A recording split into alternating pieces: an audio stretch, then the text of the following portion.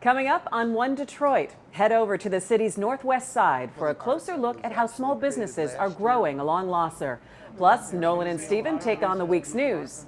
You can't tell the story of jazz in America without also telling the story of jazz from Detroit. Jazz from Detroit author Mark Stryker on his new book. And let's go fly a kite on Belle Isle. I'm Christy McDonald. We're in Royal Oak this week. One Detroit is coming up. Masco Corporation is proud to manufacture innovative and environmentally friendly products for the home. Delta faucets, craft-made in Merillat cabinets, and Behr brand paints have all been designed with you in mind. Masco and its family of companies, serving Michigan communities since 1929. Support also provided by the W.K. Kellogg Foundation, a partner with communities where children come first. The Cynthia and Etzel Ford Fund for Journalism at Detroit Public TV. The Detroit Journalism Engagement Fund, and by Business Leaders for Michigan has 5 priorities to make Michigan a top 10 state. Achieve a balanced budget, cut long-term debt, fix our roads, improve all levels of education, further economic growth, plan for a stronger Michigan. How does diversity bring energy to us all? At DTE Energy, we believe that it's the contributions of all that build great communities. As a company, we grow stronger by welcoming the unique perspectives of everyone. As community members, we support our state's broad culture and heritage. From working closely with women and minority-owned suppliers to embracing our local cultures, DTE Energy is powering diversity. The DTE Energy Foundation is a proud sponsor of Detroit Public Television. also brought to you by Ally and viewers like you. Thank you.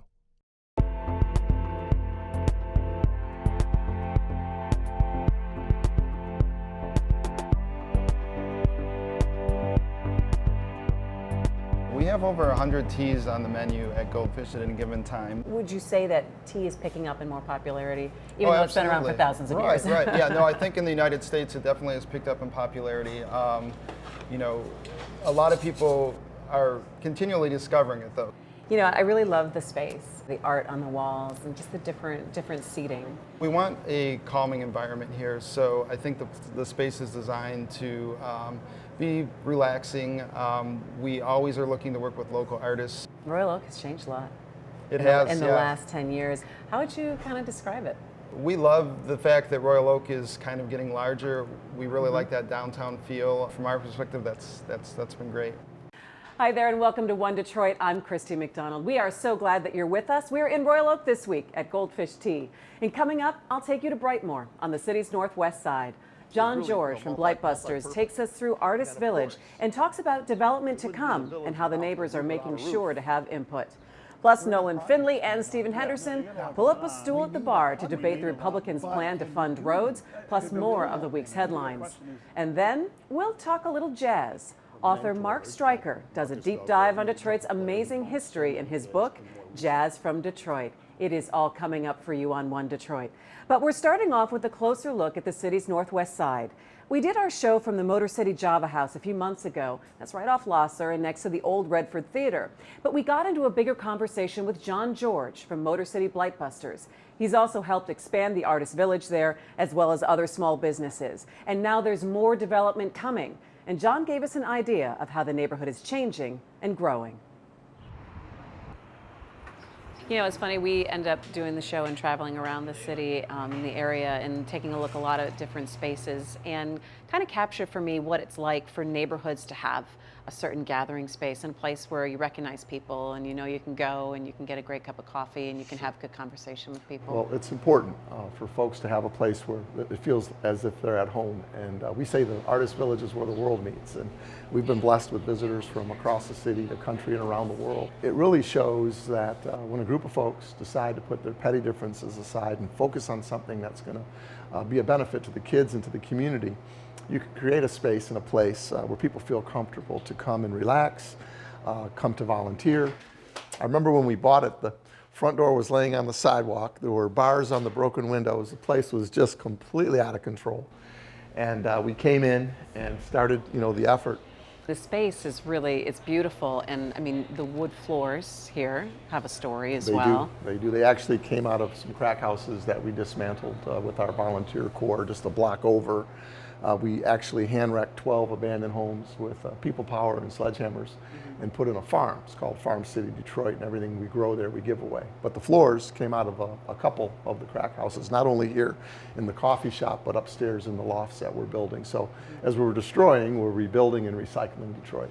And there's been some development news around this area as well. How do you think that's going to change things? Well, I think it'll change it for the better. As you know, this is our 31st year of doing this work. We have raised and spent about $20 million, but about 4 years ago we were able to help convince Myers to build just around the corner, and that brought a $33 million investment to the community. In June, the state and the city will be spending $12 million redoing Grand River from Rosedale through Old Redford. That's big. And then it is. And then Peter Cummings, my good friend Peter, bought the block across the street. Platform. With the platform. And in July, they'll be investing $4.5 million. So if you add all this up, we've brought over $70 million of investment into this community because we refuse to give up on Detroit. There's just so much potential and opportunity. And, you know, we could have given up and left like a lot of folks did. You know, I'm half Italian and half Lebanese and 100% Detroit stubborn. When I get something here and here, it's like I'm on cruise control. I can't even help myself. 31 years. Were there times that you said, gosh, I can't believe the city is in this direction? Or how would you characterize where the city stands now, and especially your pocket of it? Well, sure. Well, you know, we were the city that put the world on wheels. You know, we were the arsenal of democracy in '45. We taught the world to dance with Motown. And I say that to say this: there's so much love for this city, not just locally, but around the world. And we're seeing people come back in waves to help us this dream that we had to be able to rebuild our community. You know, in the 50s, we had almost 2 million people living here. We're down to less than 700,000. So I think we've kind of bottomed out. And when you bottom out, you get a bounce. And we're counting on that bounce to bring us back. I don't know if we'll ever be at 1.8 or 1.9 million, but you know, property values are going up. Investment is coming in.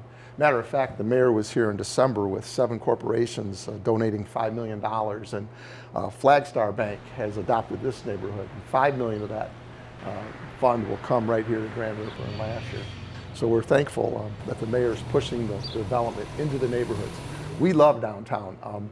You know, a city that has a decent, clean downtown really benefits the whole region. But we also know the neighborhoods are just as important, and we're starting to see that investment here where it needs to be. Any kind of tension or, I guess, deliberate conversation investors are having with people in the neighborhood to make sure it's not like, here come all these investors, we're going to do all these amazing things to your neighborhood to make it better. Is there any kind of conflict on what investment wants, what the neighborhood wants, and making sure that it's authentic investment? Well, that's a great point. When we met with Meyer, we had great discussions and meetings with the community. Matter of fact, Alicia and her team helped 300 people from this neighborhood get jobs at Meyer. We also helped to negotiate the deal with Meyer and the city to bring the 8th precinct back. So there's been really great dialogue between the developers, the city, and nonprofit groups like Blight Busters and the block clubs. Mr. Cummings has had a series of meetings here and around this neighborhood to talk to the neighbors about what they would like to see across the street and down the corner. So we can develop this community by including them in the development, in the opportunities, in the jobs. Do you ever take a day off, John? No. If I'm awake, I'm working on rebuilding Detroit. I can promise you that. Okay, next projects for you. Well, this month, thanks to Flagstar Bank and a few others, we'll be completing the construction here at Artist Village. Just a block over at Farm City, we're going to be building a kids camp. It's going to be a place where kids can come to learn about healthy eating and farming. And then, of course, Mayor Duggan has asked us to help him board up 9,000 abandoned houses. We meet here every Saturday at 9 a.m. and we go out into the neighborhood and do that work. I don't know if we're going to get all 9,000 of them, but we're going to do our level best to continue our effort to clean up the community and secure those properties for further development. All right, our thanks to John, and we will make sure to check back in and see how things are moving along. All right, a lot going on in the news this week. So Nolan Finley of the Detroit News and Stephen Henderson from American Black Journal pulled up some bar stools at Common Pub in Midtown to debate a couple of the stories that everyone is talking about. So Nolan, if I told you go back to Livonia if you don't like it here in Detroit. What would your reaction be? Oh, I'd get in my car and go. It's a nice place. But the president says that women of color who represent people now in Congress should go back to, quote, the countries they came from. Those four fix the specific problem, women is who he's fix the talking problems about. in their quote unquote countries. Of course, 3 of them are from the United States, even though they're from They're immigrant all four families. American citizens. Anybody with half a brain should have known when he typed that out not to send it. So you can't. It's hard to imagine what his intention was there. I mean, he had to know the reaction he was going to get. And those 4 Congresswomen, Rashida Tlaib, Ilham Omar, Ayanna Pressley, and Alexandra Cortez, should send him a collective check for boosting their campaign. Well, they were on their ropes the days before that because of their feud with Nancy Pelosi. Democrats inside the Democratic Party. Democrats were furious with him for calling her a racist and a sexist. And then all of a sudden, out of nowhere, here comes Donald Trump in the middle of the night and rescues them. Yeah. And now Democrats have united behind them. This feud that was disrupting the Democratic Party and Republicans were enjoying so much is now over. They're heroes again in the Democratic in the party. And that's what Trump has always done. If you look what was going on with Trump in the week or two before this, his popularity had hit an all-time high. He was on a roll, and he just can't stand success. Yeah. And well, he just can't stand. keep his mouth shut. He can't keep his mouth shut he has at all. no impulse but control. It's almost. I mean, it almost seems calculated. It happens because I said to myself last week. I said it on the air on my radio show. You know, Trump's popularity reached new high. Watch what he does now to destroy himself, because it happens every time. So the other dimension of this that's I think quite troubling is the trouble that Republicans have, especially elected Republicans, calling this out and just being upfront about the fact that there isn't an excuse for this. There isn't a way to explain it away. This is racism. This is the kind of racism that that has defined political discourse for a really long time on that side of the aisle. And Republicans, their future has to include a plan to get votes from brown people and black people, and they're not. And a good number of Republicans have called him out and called him out immediately. That was more than some.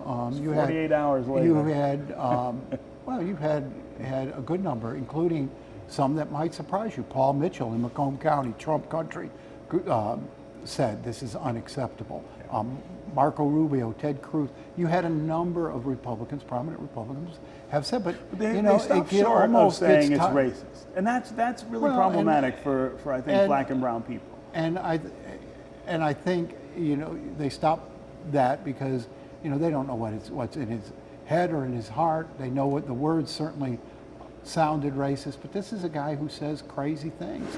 I mean, I think it's enough to say it's a despicable, really unacceptable statement by a president. You don't have to pass any further judgment on that. It's bad. I think the context of the judgment of it and the expression of it is bad enough. Who knows what's motivating Donald Trump? The problem is the historical context of that phrase. Go back to. And as I said in the beginning, anybody should have known better. And often that comes in advance of sticks or nooses or crosses. But when you asked the, I think you got to call that out that way. They did. When you call, but you got to call it racist. When you put a microphone in front of a Republican and say, what do you think of the governor's, the president's statement, and they say, well, it's a despicable statement. We condemn it. Then beat them to death. Well, is it this? Is it racist? Is it homophobic? Is it misogynistic? But what's the problem with calling it racist? There's almost an attempt there to lump everybody in with the president's statement. You don't see that happening to Democrats every time a Democrat made a stupid statement. They didn't have to answer for these four's anti-Semitism. Anytime Louis Farrakhan says anything, every black person gets asked, what do you think about that? What's the difference? When these four were making anti-Semitic statements, you didn't have people coming up and sticking asking microphones Nancy Pelosi in to say stuff about every it? Democrat. Absolutely did. Do you think this is anti-Semitic?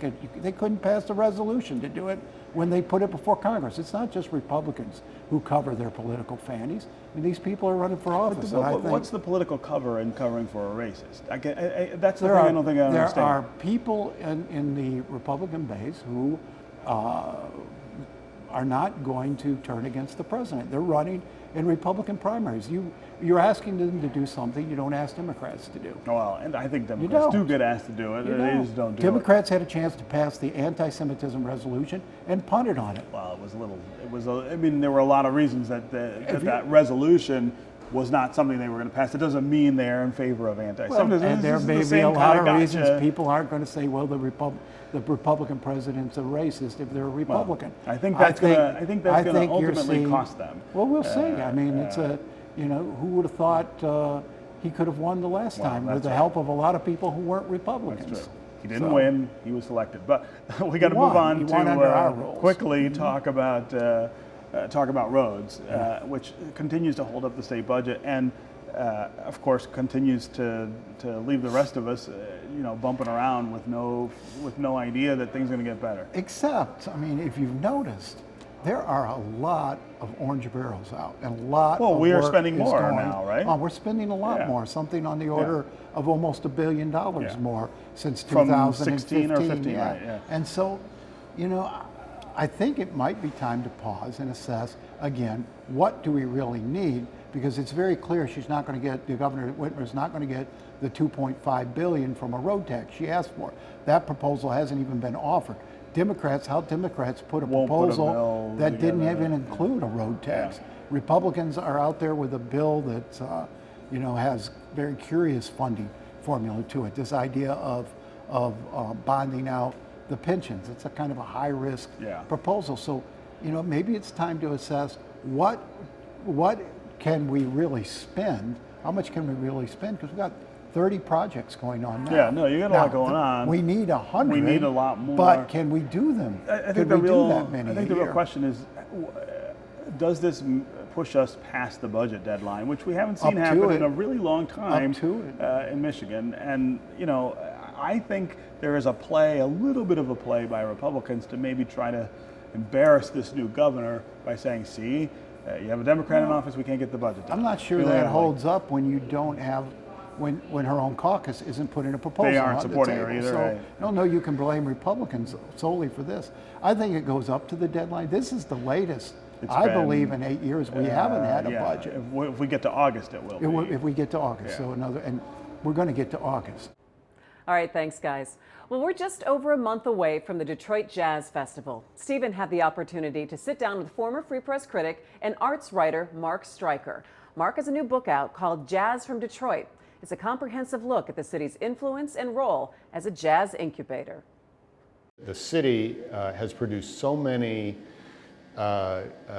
defining figures in the music, particularly from the middle of the 20th century all the way up to the present day, and that the influence has been profound. Yeah. And we can talk about some of those names here in a minute, but the general idea is that without Detroit, jazz would not be the same. And what's particularly interesting about Jazz from Detroit is the way in which the social, cultural, sort of economic factors of the city produce this explosion of jazz talent at mid-century. And then over the course of the next 60, 70 years, we have continued to produce graduated great musicians to the national scene, even as the economic power of the city has declined and the population has declined. So there are interesting reasons for that, and that's part of the trajectory of the book too.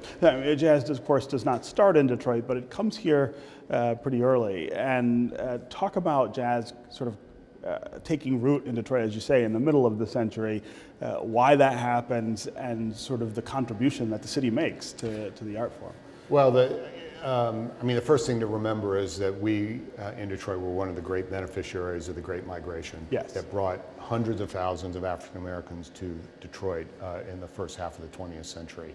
And so jazz, as a cultural expression of African Americans, becomes very early on becomes central to the city. But in the middle of the 20th century, what happens is you have a confluence of incredible public school music education programs where kids really get great formal education in music. Remember, our schools were integrated here, and Cass Tech in particular was kind of an arts magnet school, very high level music education. And you combine that with some key mentors in the community, and now we're talking about the great jazz pianist Barry Harris, who taught several generations of musicians here in the 50s, including very important names like Donald Byrd and Curtis Fuller and Paul Chambers and Yusef Lateef and Charles McPherson, and all of these people came up under Barry Harris's wing. And you combine that formal education with the informal education of Barry Harris in an environment of a thriving nightlife, which has been fueled by the auto industry, offering some of the best paying jobs for African Americans in the country.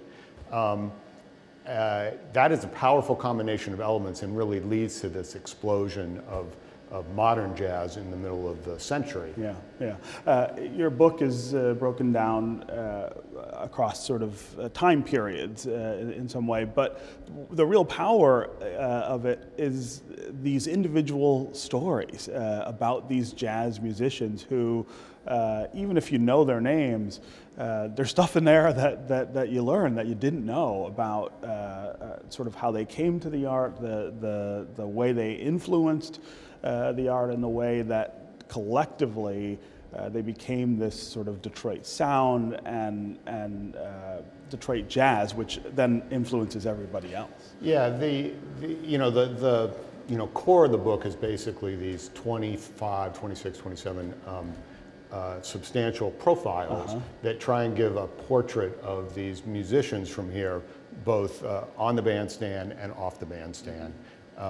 And so we're talking here now about people like Hank Thad and Elvin Jones, the great brothers from Pontiac. Hank was a pianist, Thad a trumpet player and a composer and arranger, and Elvin Jones, the great drummer who came to fame with John Coltrane in the 1960s. So, I mean, right there, you've got probably the greatest single family in jazz history. Right here in Southeast Michigan. Right here, and you know, they came of age in Detroit, and specifically when you talk about Elvin and Thad, they were part of a scene around the Bluebird Inn, which was a kind of the epicenter of modern jazz here in the 1950s on the west side, on Tireman, and they were part of a house band there that was as great as any of the music happening in New York at the time. And so that's there are many individual stories in the book about players like that, about the great bass player Ron Carter, who sort of comes to fame with Miles Davis in the 1960s, and we trace his life from, you know, growing up, going to Cass Tech, wanting to be really a classical, he wants to be a classical cellist, and he realizes at a certain point at Cass Tech that he's not getting the calls for the gigs that the white players kids are getting. Right? And so he switches to bass, and then he goes to Eastman, and he's studying to be a classical bass player. And the great Leopold Stokowski, the conductor from Houston, comes to conduct the Eastman Rochester Philharmonic, and he says at one point, he pulls Ron aside and he says, you know, Mr. Carter, I would love to have you in my orchestra in Houston, but they are not ready for a colored bass player in the orchestra. And Ron is, my God, I spent all this time, okay, what music can I play and have a good time doing it? And it's really at that point that he shifts into jazz and he becomes this highly influential bass player. And so we, you know, so that's an example of the trajectory that we kind of try and tell in the book. Mark's book, Jazz from Detroit, is now available. And that'll do it for us on One Detroit this week. Thanks so much to Goldfish Tea for having us. My green tea is delicious. Find us on social media. We're at One Detroit. Tell us what you'd like to see on the show. All right, as we leave you now, enjoy the colorful sky over Belle Isle for the 3rd annual Kite Festival. I'll see you next time.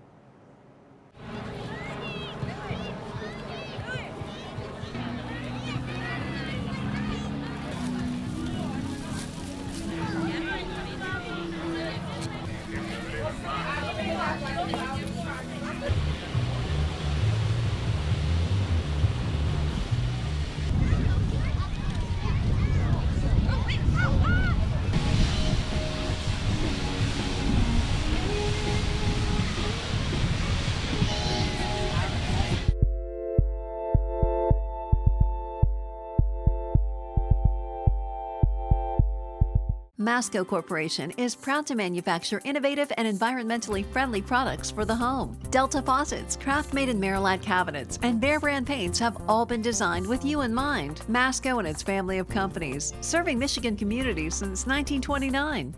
Support also provided by the W.K. Kellogg Foundation, a partner with communities where children come first. The Cynthia and Etzel Ford Fund for Journalism at Detroit Public TV, the Detroit Journalism Engagement Fund, and by Business Leaders for Michigan has 5 priorities to make Michigan a top 10 state. Achieve a balanced budget, cut long-term debt, fix our roads, improve all levels of education, further economic growth, plan for a stronger Michigan. How does diversity bring energy to us all? At DTE Energy, we believe that it's the contributions of all that build great communities. As a company, we grow stronger by welcoming the unique perspectives of everyone. As community members, we support our state's broad culture and heritage. From working closely with women and minority-owned suppliers to embracing our local cultures, DTE Energy is powering diversity. The DTE Energy Foundation is a proud sponsor of Detroit Public Television. also brought to you by Ally and viewers like you. Thank you.